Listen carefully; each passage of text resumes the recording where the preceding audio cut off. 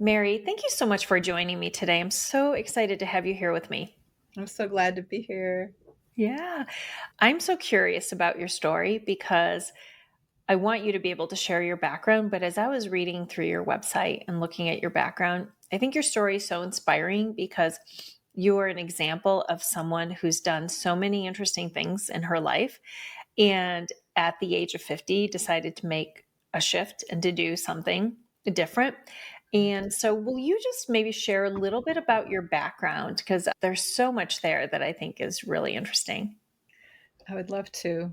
So, I grew up in a family that encouraged creativity and the arts, which was very lucky for me. We weren't off or anything. We didn't have the material benefits, but we had that love for education and learning and the arts. So, I was taught to paint at a young age and write and cook and do a lot of things for pleasure and creativity. So that spirit stayed with me through my young adult years. And I decided when I got an au pair job and I lived in France for a year in my early 20s, and I learned to cook there, French cooking, of course. And when I returned to the States, I taught cooking for several years. And that led to collaboration with the California Culinary Academy on two cookbooks, one of which won a Julia Child IACP, International Association of Cooking Professionals Award. And that was such an amazing experience for me to do something I love and to have readers respond that way. So I decided this was going to be my main career, writing and publishing books if I could. So I worked as a food journalist and a cookbook author for almost 2 decades. I owned a cooking school in California and it was featured in USA Today. And eventually I got asked to write a weekly food column for the LA Times Syndicate, which went, I can't hardly believe it, to 86 papers around the US and Canada. And I really was like settled in this career and I enjoyed it and I love food. I smelled like garlic all the time. I really loved it. My passions coming together like this.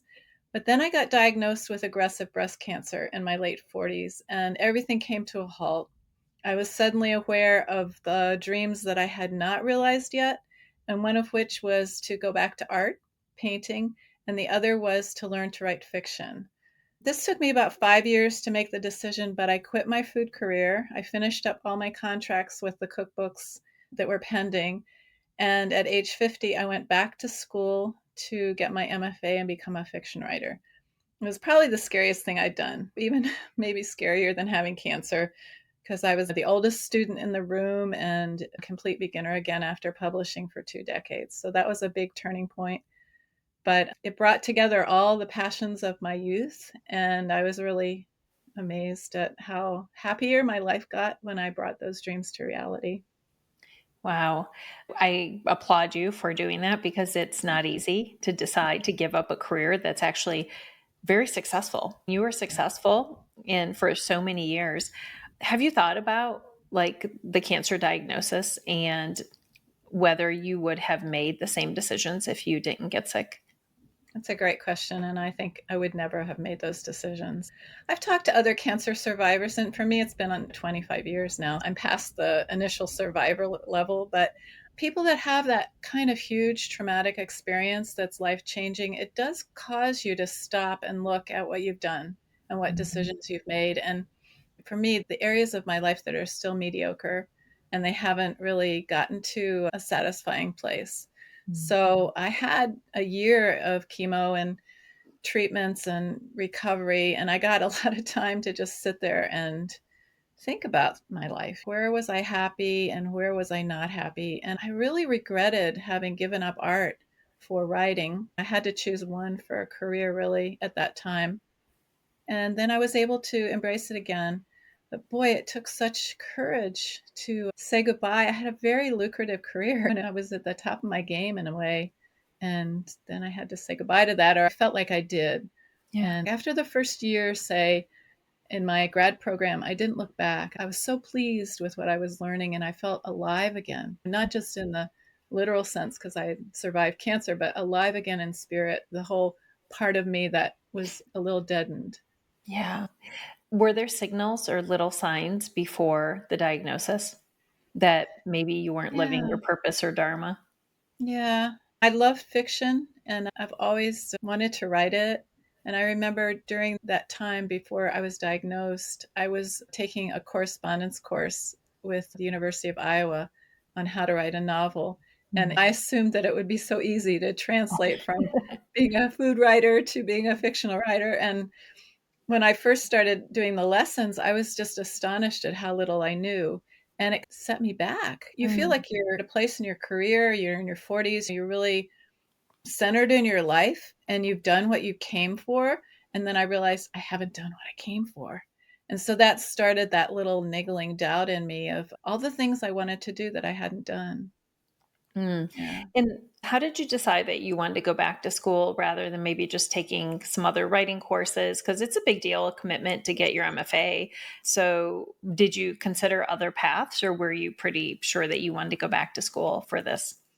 That's a good question. No, I actually called a couple of people that had been through MFA programs, friends of mine, and also I talked to an instructor at NYU because that was one of the schools I was applying to if I did it.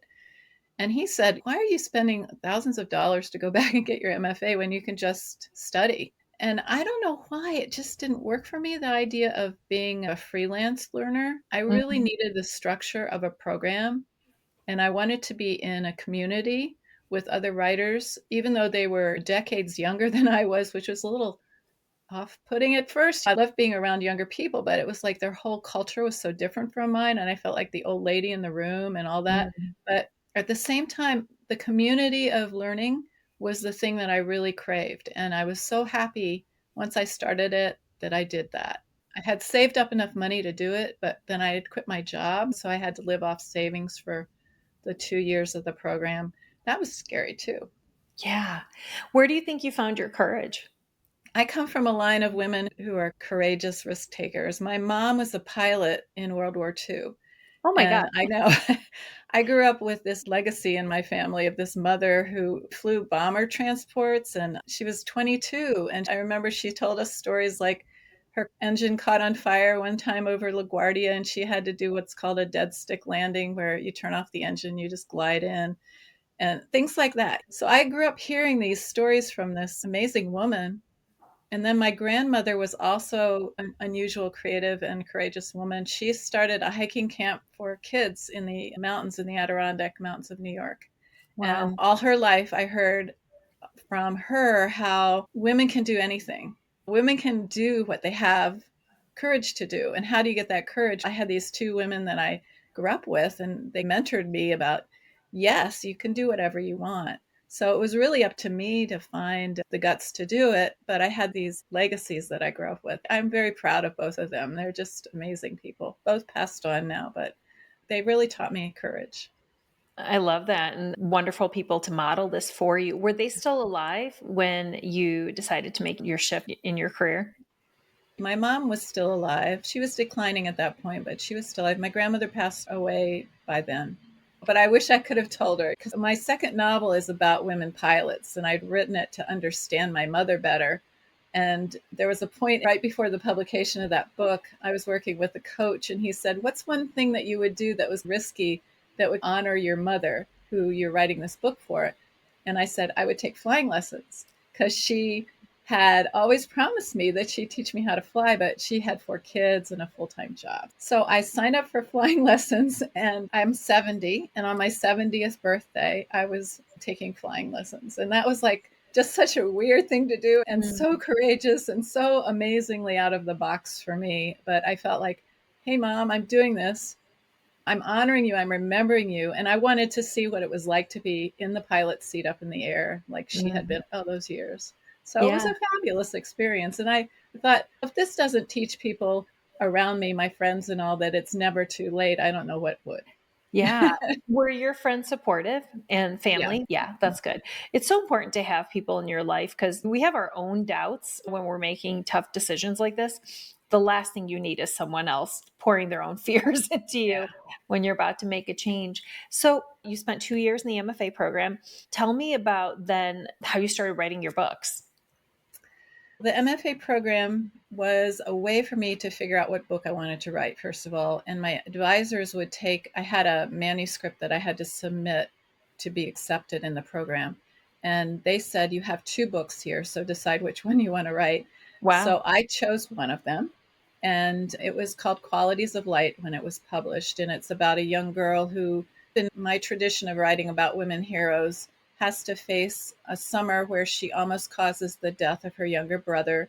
And at the same time, she falls in love with this new person on the lake who's her best friend. And it's about deserved happiness. Do we deserve happiness even in difficult circumstances where we've maybe made a terrible mistake and caused others harm? So I wanted to explore that. And it ended up being a young adult book, but it's readable for adults as well. And I just love this character, Molly, the young girl, and her family. So I went on to write a second book, a sequel, A Woman's Guide to Search and Rescue, about the mother, the pilot mother of that family, and her estranged sister who has to flee the law because she's framed for murder. And the only sanctuary she has is this sister who she's estranged from, she's never met. So I wanted to play more with that family because they were really close friends of mine by the end of the first book. And I enjoyed that so much, those two books. For someone who does not write fiction, I've only written nonfiction. What is the process of creating these characters? What is your process as you're starting? Do you start with a story, a thread, an outline, or is it a character, or is it, as you said, a theme that you want to explore? What is your own personal process?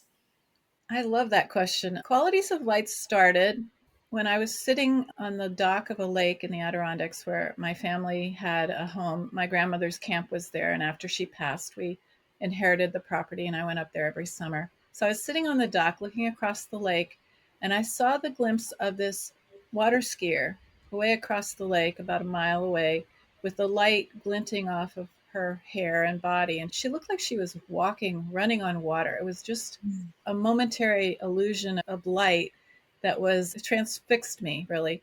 And it made her into something more like a god, really incredible image. So that image stayed with me. And I know this is going to sound strange. Maybe some people who are listening who write fiction will get it, but this image was my guiding light for the book. Mm. And I thought about Molly, my character, as she started to come into being, the longing that she felt as she looked at this character, the skier across the water, the longing to be that heroic in her own life. And that was the key to the book. I knew that I had it then. I knew I could build a story around this image. I guess it's the image and the longing. Those are the two things that came together, and that created the book for me. Again, I don't know if anybody will understand this who's listening, but it was such an amazing experience to have that flash of image and then realize what the emotion was behind it. And from there, I could build a story. Yeah, when you're paying attention, inspiration will come in whatever form it chooses to come in. And you just happen to notice that. That's so beautiful. And your book was acclaimed. Like you were nominated for a lot of awards, right? For your first Yeah. book. Yeah, I know. My What was first that like? novel. Astonishing. Yeah. When the editor called me from the publisher and she said, this has been nominated for a Faulkner Award and then a Lambda Literary Award. And I thought, oh my God, what does that even mean? Because I know this is going to sound like false modesty, but I didn't follow that part of publishing as much as I followed the idea that I wanted to just get the story good. Mhm. And so that was really amazing. And I still can't quite believe it, but yay. And how many additional books did you go on to write? So that was my first novel. I had a lot of food books before that, about 10. Yes. That was my first novel.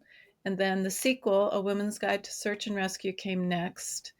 And I wrote a book about writing called Your Book Starts Here. That won an award too. That was amazing. And then the last book that I just wrote is called Last Bets. Tell us a little bit more about that one. What's that about? That takes a complete right turn. Again, I started with an image. So I'm a scuba diver. I was a long time scuba diver, and I was in the Caribbean, and I was on this island called Bonaire. And I was at this tiki bar with my friends, and this guy was sitting next to me, and he said, I just lost my yacht. And I thought, Oh, that's curious. So he says that, and that's very curious. I probably would have been like, okay, tell me more. I did. And I asked him, how did he lose his yacht? I thought, shipwreck or somebody steal it? And he said, no, I lost it at backgammon. And I thought, what? What? Then he went on to say that in the Caribbean, there's a select group of people that travel around. I don't know if this is true anymore, but I did some research on the internet when I was writing this book, and I found out that there are these gambling clubs that run around the islands, mostly wealthy people. And I would never think backgammon would be a game of chance, but evidently it's one of the few games you can't cheat at. It's a game of skill, not luck. All these people love backgammon. It's like their thing. So I thought, whoa, what an interesting idea. The idea that you could lose so much on a game of chance and it wouldn't be something that you could control. That was an image also. And that led to the idea of writing a book about a woman who was at the end of her chances. And she is a portrait painter, and she is able to see the future of the people that she paints. She has the paranormal ability, the psychic ability. So she's going to the island to finish a commission for a wealthy man there, and she gets involved in the backgammon tournaments. And as the story moves along, it comes out that her father knew about her paranormal ability when she was a kid and used it in his own high stakes gambling games because she could see the board, Queen's Gambit type of thing. Yeah. So she can actually see the board. And because the circumstances around her visit to the island fall apart, she's there without any money. She can't pay mortgage on her townhome. Everything's going wrong for her. So she decides to get involved in the games again, which she swore she would never do. And she's able to see the board and she is able to win lots of money. And then it all backfires on her. So I wanted to play with that idea of somebody facing a second chance and then morally, what are they going to do? Are they going to follow their heart and their true self? Or are they going to do what they did in the past and cheat to get by? So that was a fabulous book to explore and write. That is Yeah, so thank you. amazing. Oh my gosh. You just must be so thrilled looking back at a time where you weren't sure how it was going to work out and you still decided to take the chance and to move forward doing something that you love. What's next? What else? Either with writing, fiction, or painting? Because I know that you have lots of passions. So, what does it look like going forward? I think what I'm going to do next over this winter is really focus in my studio. I have a little art studio that I love, and I've been working on some paintings. I usually paint in the winter inside and paint in the summer outside. That's my style. And again, the writing has taken over for the art. And I watched this happen again when the books were published. It's like there's such a momentum around publication that you have to ride it for a while as an author. And when it's passed and things settle down a little bit, you can look at your life and see what you missed. And one of the things I've really missed is painting. So I think my next thing is going to be to channel my creativity in that direction and work with color and form and light during our long New Hampshire winters, which are a little gray. And that will be a way for me to keep my spirits up and take a rest break from writing for a while. And I'm thinking about the next book. I have two ideas, but I'm not there yet. I need the incubation time, I guess you'd call it. Yeah. Do you spend a lot of time, or I guess, or does it depend on each novel, like with an idea? Do you just ruminate on it, meditate on it for a bit? I'm slow. I'm really slow. My Qualities of Light took about 6 years. A Woman's Guide to Search and Rescue took 10 years. Wow. And Last Bets took 3 years. So I'm getting faster, but I'm still a person that likes to, I don't know, I like to get it right. I like to get it as close to right as I can. I hate to say perfect because it's never perfect, but I need to spend enough time with it. I don't like being rushed. I realized that in publishing, it's hard because the next book is the big thing. You're supposed to be working on the next book and get it out there soon. But I've never really liked that idea. I wanted to just allow myself the time to do it the way I want to do it, feel really satisfied. 10 years later, would I love this book still? Would I be proud of it? And that's my criteria. That's great. And clearly, your novels have won awards, and you are doing something right when it comes to that approach and that level of excellence. On your website, that you write about women heroes, not obvious ones, not immediate ones, but women who are searching for freedom and worth in their lives despite complicated, risky circumstances or a difficult past. Is that a thread that you think will continue in most of your novels? Yes, women heroes is one of my main themes that I write about in exploring all ages. So I like intergenerational relationships in story. I always have a young person, either a teenager or in their 20s, who inadvertently saves the older people. I also like the idea of women working in different generations collaboratively. We're Mhm. not having to be separate anymore. We're a unit, older people and younger people learning from each other, and the younger people often rescuing or saving the older people. That's a real hot theme for me in all my Mm. books. So good. And as you look back on your life's journey, any advice for someone that maybe has made their decision? They're in a career, maybe they've been in their career for a long time, maybe they're in their 40s or 50 like you were, and they think that it's too late. What would you say to someone who's Yeah, like, it's too late, I can't make a change now, too yeah, much it's to give hard. up? It's hard if you have kids and you have a life that you've created and you know you're going to risk some of the stability. For me, it was a thing where I had to look at the stability and how much satisfaction I was getting out of it. So I wrote down pros and cons list. This was a good technique someone taught me of all the things I was really satisfied with in my life and Mhm. all the things that I was not satisfied in my life, and look at them and see how the weight was one side to the other. If the dissatisfaction or the longing was so great and it was eroding my satisfaction of things I did have, then I knew that was a call for me. I had to Mhm. go follow that call. And even though I was risking things, if I had a supportive community, my family, my friends, then they would help me take the leap. And Yeah. yes, I would lose stuff. You're going to lose stuff when you make a change. But for me, the things I gained were so important and so valuable. I didn't even know what I was missing. That's the thing I think maybe I'd advise people. You don't even know what you're missing. So maybe take a little step and try and see. It's scary, but it's so worth it. Such great advice. So, how can folks find you? How can they find your books and learn more about all the great things that you're doing? My website, which you've mentioned so kindly, marycarrollmoore.com, and it's two R's, two L's, and two O's in Carroll Moore. marycarrollmoore.com. And then I'm on Substack. I have a weekly free writing newsletter called Your Weekly Writing Exercise, which is basically set up to encourage and sustain writing practice or any creative practice. And that's free and it's on marycarrollmoore.substack.com. So they can find me both places. My books are online at all the bookstores, Barnes and Noble, bookshop.org, Amazon, wherever you want to look for them. So I would be delighted to hear from readers. You can contact me via my website or via my Substack. If you happen to come upon one of my books and you like it or don't like it or whatever you have questions about, I'd love to have a correspondence going. I like that with readers. That's so good.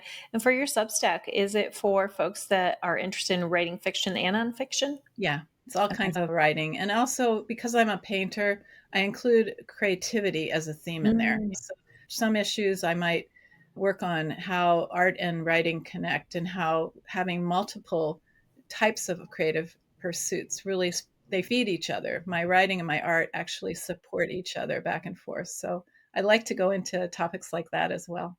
that sounds like a great one. I'm excited to subscribe myself and could Cool. always use some more guidance and inspiration.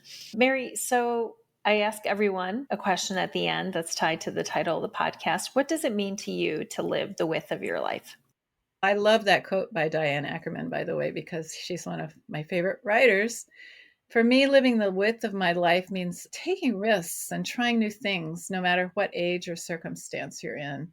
And that first flying lesson I took at age 70 was very scary to do, even with the mother who was the pilot. But I think that what I learned doing that, facing my fear and actually realizing my strength, that's the thing that gives me the width, not the shallowness, but the width comes from that courage to expand my strength and face my fear. And like in Ackerman's quote, I don't want to regret anything when I come to the end of my life. I want to have taken the leap and tried with what my heart wanted me to do, what I was called to do. Beautiful response. Mary, it's just been a delight getting to know you. I'm so excited to read your books and to subscribe to your Substack. And thank you so much for joining me today. Thank you so much.